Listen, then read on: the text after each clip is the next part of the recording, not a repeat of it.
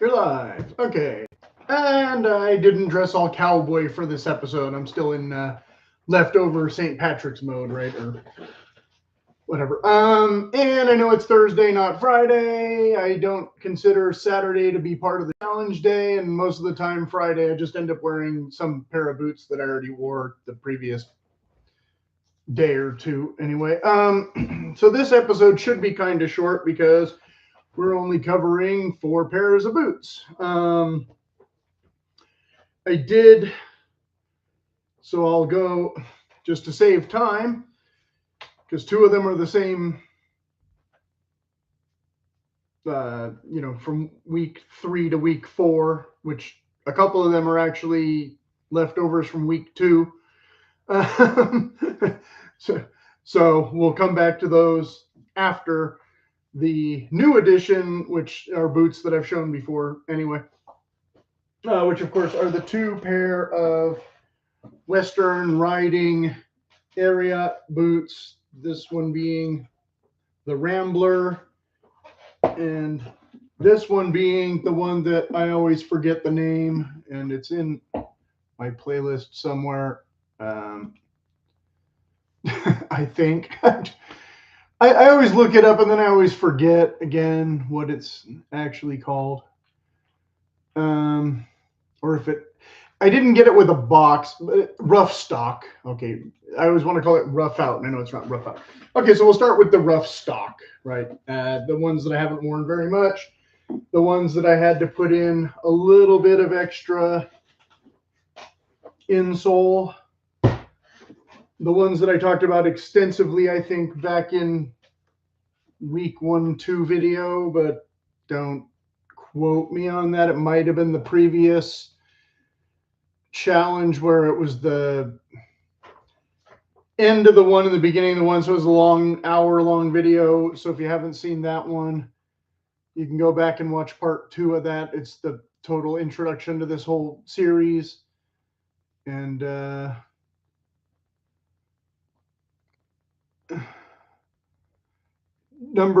episode 301. Episode 301. So that's the week 8 update from the winter and the week 1 of the spring, or the pre-week of the spring. It was kind of an overlap, like I said. And then week 2 covered weeks 1 and 2 was episode 304.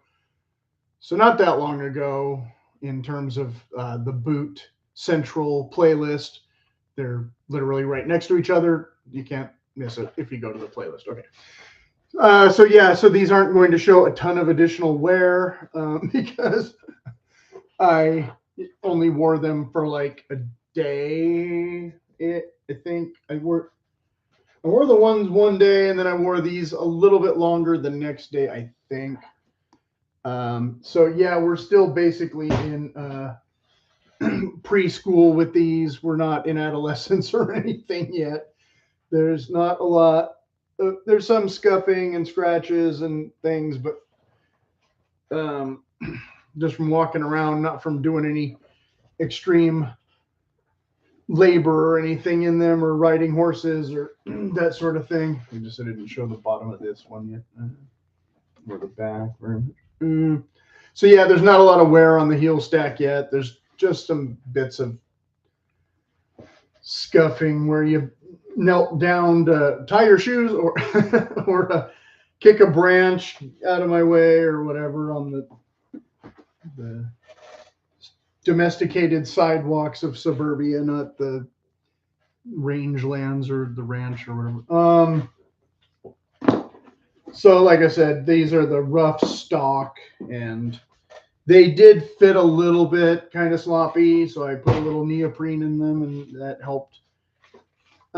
These I had longer. I've shown them more often, but I wore these for like less than 2 hours. I think the one day I just had to run some errands, and it would have been a little bit more.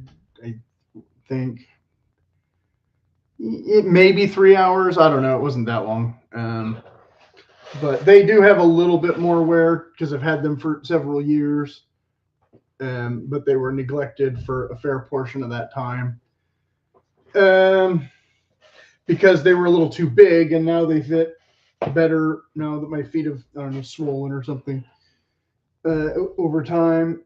This is a little bit of scuffing again, a little bit of indentation there where it's, but I do drive in these. I have not driven in these, and these do have a much taller heel stack, so it makes walking in them a little bit more of a challenge or a chore or less enjoyable. And these do have quite a spur shelf, by the way, if you need a spur shelf.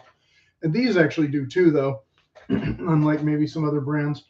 I forgot to talk about the spur shelf in the Dan Post video, which was episode 309, and there was a previous one before that, way back when.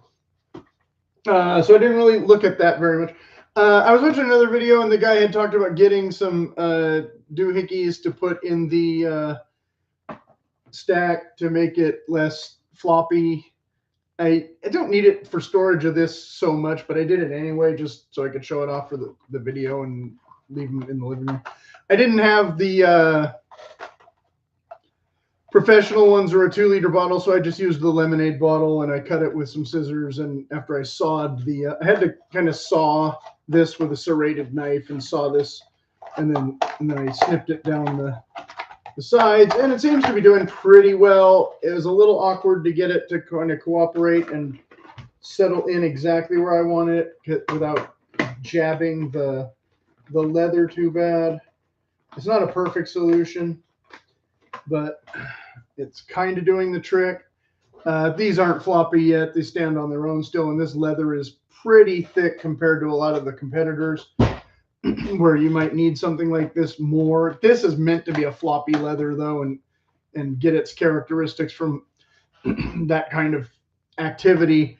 It's not meant to be a super rigid leather, but I still kind of, did I have it this way or this way? I forget.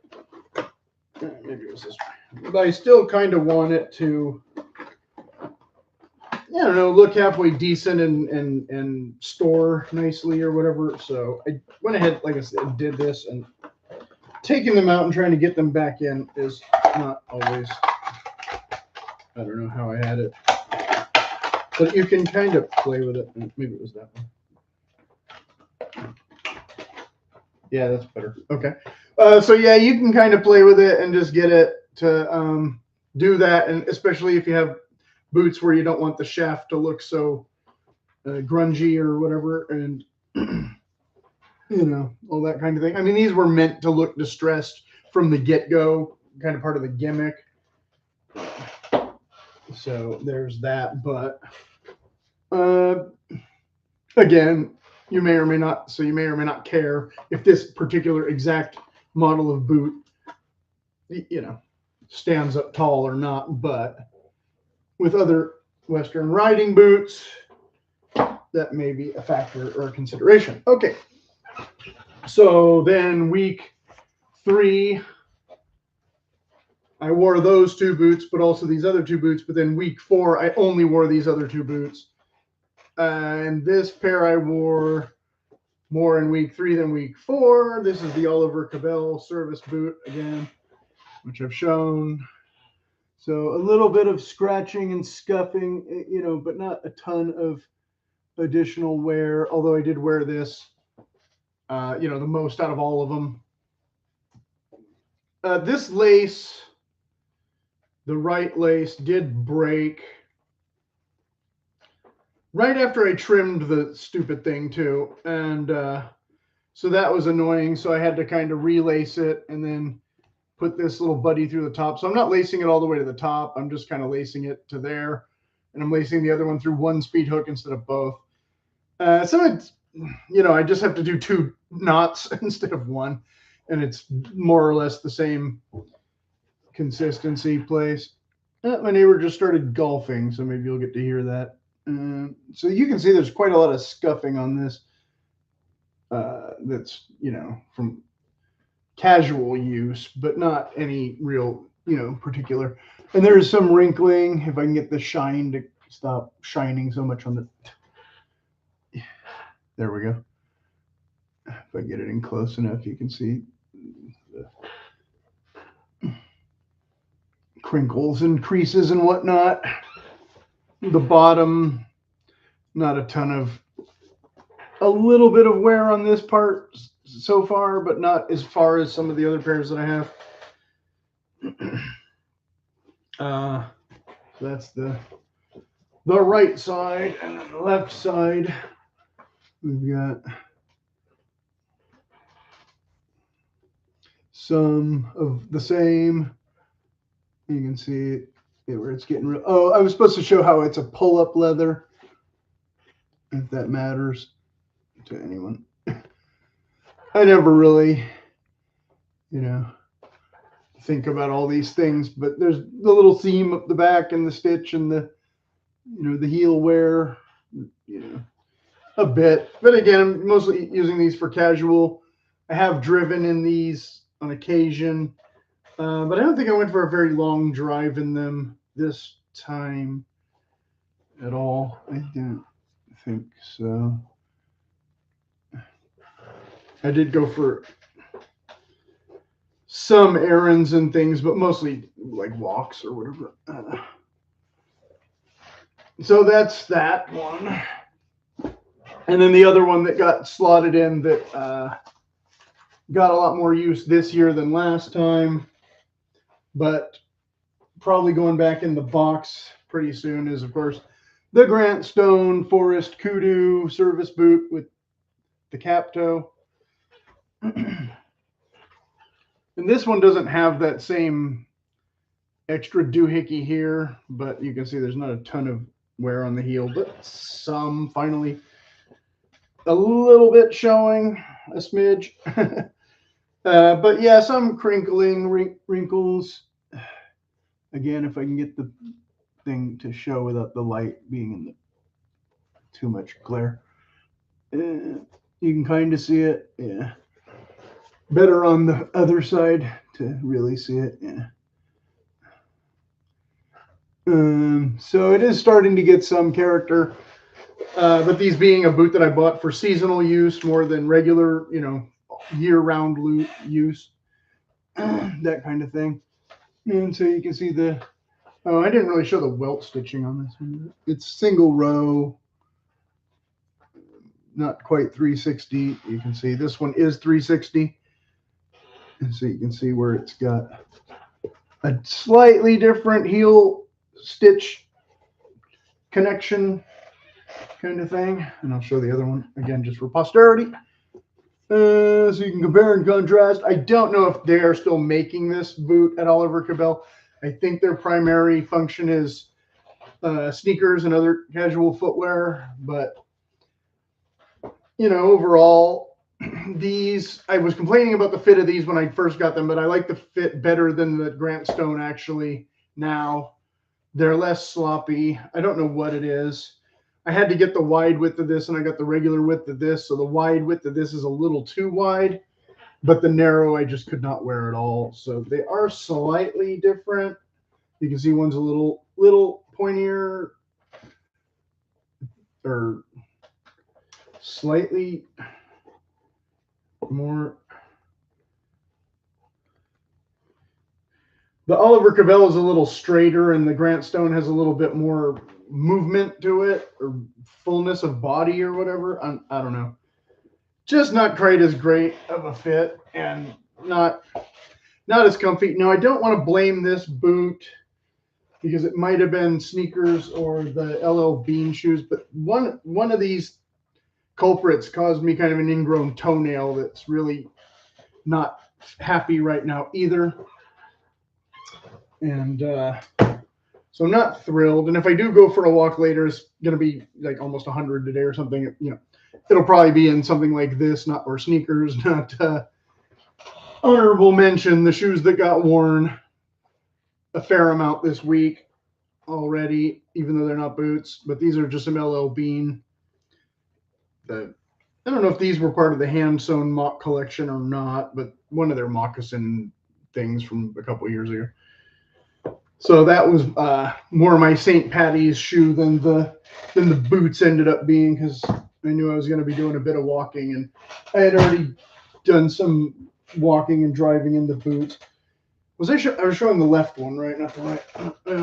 The left, the right. Well, if you feel shortchanged because I missed showing you a boot, wasn't intentional. I'm pretty sure this is the other boot.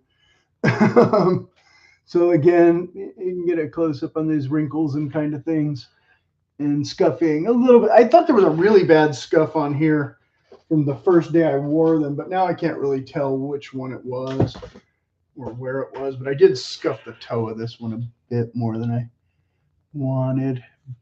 Again, bending down to probably tie the other one or something. This light, oh my God. Sorry. Just frustrating when you want to just have a nice clean shot, and instead all you're getting is shiny glare, and I'm not even pointing it that way. Okay. Is that better?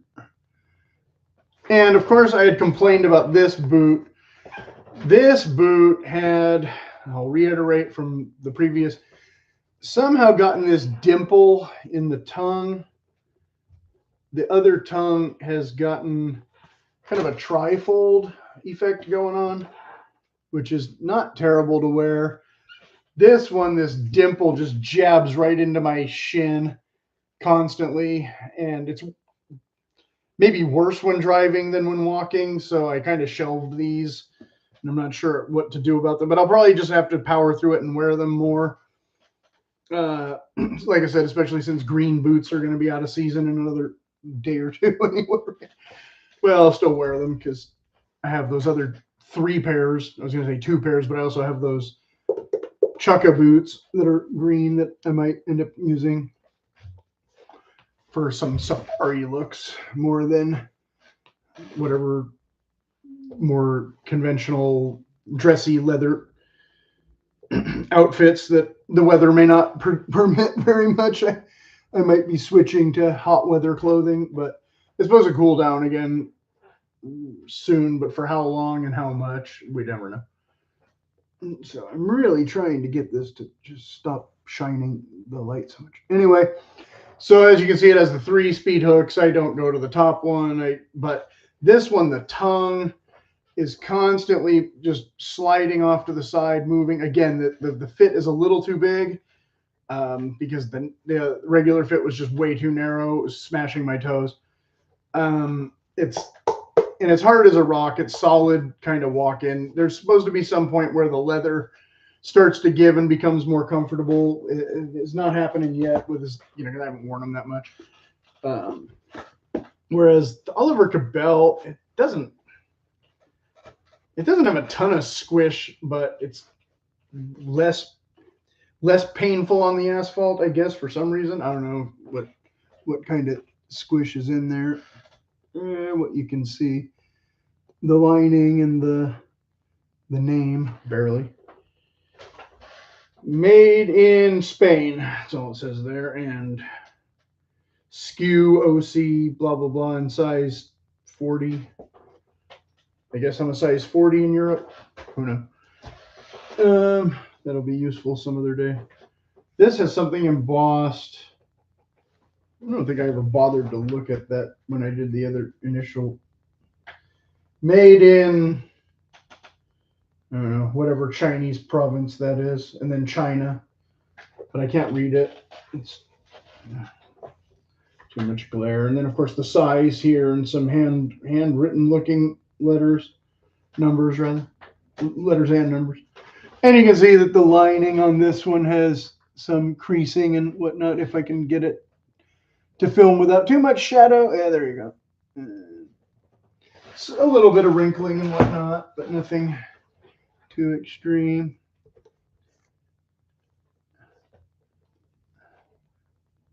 And then, of course, the heel cap on these is padded, but then the rest just says genuine leather. You can see the stamp. And so I had initially said that these were the same, I think, as Thursday boots, but of course they're not. Only the heel would be similar to Thursday boots. The rest being the leather, which, takes some time to mold and conform and hopefully become, again, more comfortable. Don't know. Okay, so that's 20 minutes. I guess that's about all I have to say about these 4 pairs of boots and what happens next week and tomorrow. I don't know yet. But yeah, that's week 4. So again, if you have any questions, of course, always put them in the comments, and I'll try and think of something clever to say that is entertaining and informative, or just whatever. If you just leave me a statement, like one guy last said, what did he say?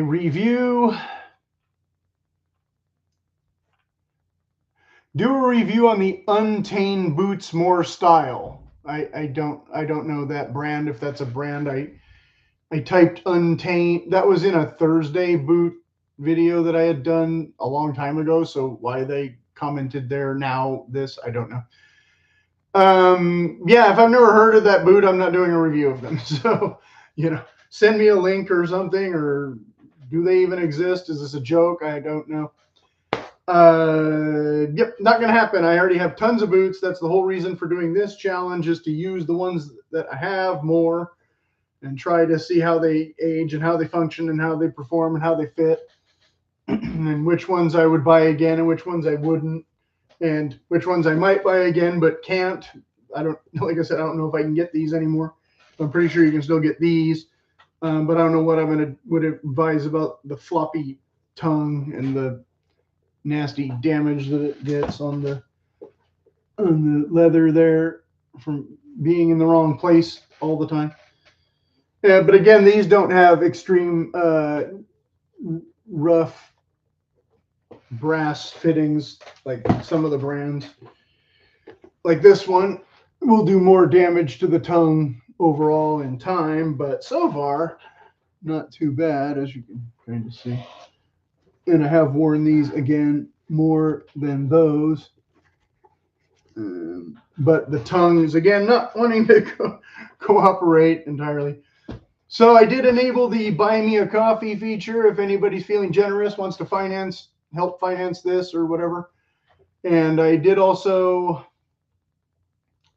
continually hammer home the boycott Tinder movement that I'm trying to start. It's so far like nobody's watched those videos, but I'll be doing another one next week probably, because I just have oodles of material that I think is relevant if you're actually looking for a true romantic partner and not just casual dating, hookup culture and that sort of thing. I think that they have a toxic employee culture, and other people have said, if you get a, wife or whatever, they lose a customer. So that might be part of their strategy. Well, that would be consumer fraud, but I think there's other deeper issues with the people they employ. So, maybe they need to clean house. Maybe AI will take over. I don't know.